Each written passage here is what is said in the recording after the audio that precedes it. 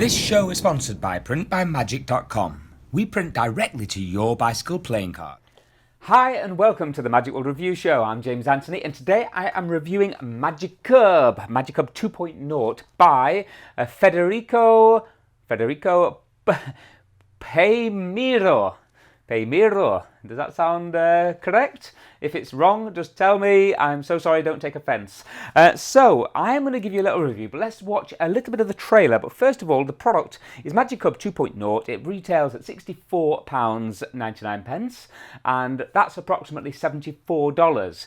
Let's check out the trailer. So, here we go. Magikub trailer.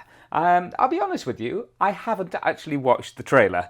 I've just watched the instruction video. And I probably shouldn't admit that being a review show, so let's actually look at it now and kind of check it out. Sort out Rubik's Cube in a second. Very nice, okay, yep. Looks cool. Looks like a normal cube, somewhat. Okay, looks a bit of a funky move, that. That's nice, that's quite good. Okay, so I have a few things to say about that performance in the way it's being done right in front of people, but maybe he's got a really good way of dealing with a slight problem. But from there we go. So you can hand it out for complete examination. That is the nice part about it. So this effect has some good points to it, in my opinion, and it also has some negative points.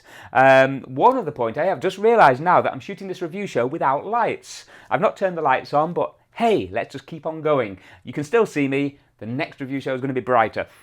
So essentially, the trick does what it says on the tin. It makes a mixed up cube suddenly turn into a real cube. So let's show you an example. This would be a mixed up cube like this. And just with one little move like that, it's now sorted itself. So that, I think, looks fantastic. I think you'd agree. But I didn't like some of the ways maybe that he was doing it in his performance of it. Some of them I quite liked when you roll it. But to me, there was a little problem, and the indistinctive sound, the sound of the device doing its change. There is a click, and I didn't like that. And it took me a lot of little attempts to play around with it so that I was not getting that sort of click. So here we go. This is the effect as it is now. And I've got a way that I do that, and I've reduced the click completely. So there were people, I think, on forums and on review places saying that you can't get rid of you've got this horrible click when it works. Yes, that is true. However, with a bit of practice and time, there's always a way around everything. So I managed to get rid of that, and I really do think it looks brilliant. I'm going to show you one more time from here. That's what it's like there, and just one of those like that, and it now has solved itself. So that's great. The only downside I do find is, okay, I'm blabbering on a bit here, but I'm going to do it once with the click.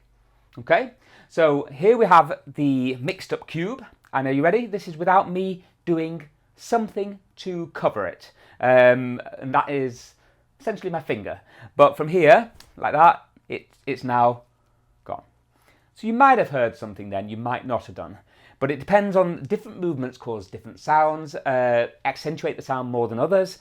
And I found that just by trapping a finger a tiny bit before it fully goes forward or closes, everything works great. So I don't think that's as big a problem as some people have made out. I think visually, if you're looking for a trick that you can do on YouTube, Instagram, or maybe in real life, then this could be really good. If you don't want to learn how to solve a cube properly and you want to do something highly visual quickly. But I can't help but thinking it's just showing off, just by having it mixed up and then instantly it's solved. You need to do more than that in a routine, and that's the doorbell, so you're going to have to wait with me while I answer the door. Okay, sorry about that interruption, can't help the doorbell go. So yeah, essentially, this product has some ups and some downs, and yes, the sound is there, but I do believe there's ways around it. However, what I was saying mostly is that when I don't like tricks that just show off, I kind of like a trick that has a bit of a routine to it and isn't just about how good I am. And really, when you're doing that and you're just changing it instantly, that's all you're kind of doing.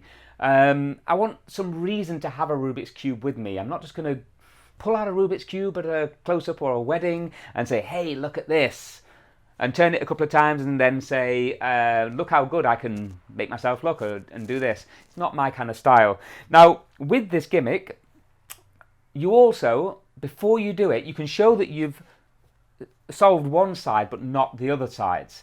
And I don't like that either, because I kind of think that you can turn these round here and you have to kind of have a little bit of a weird angle here while you're doing this. You have to do something with this hand just to be able to do it.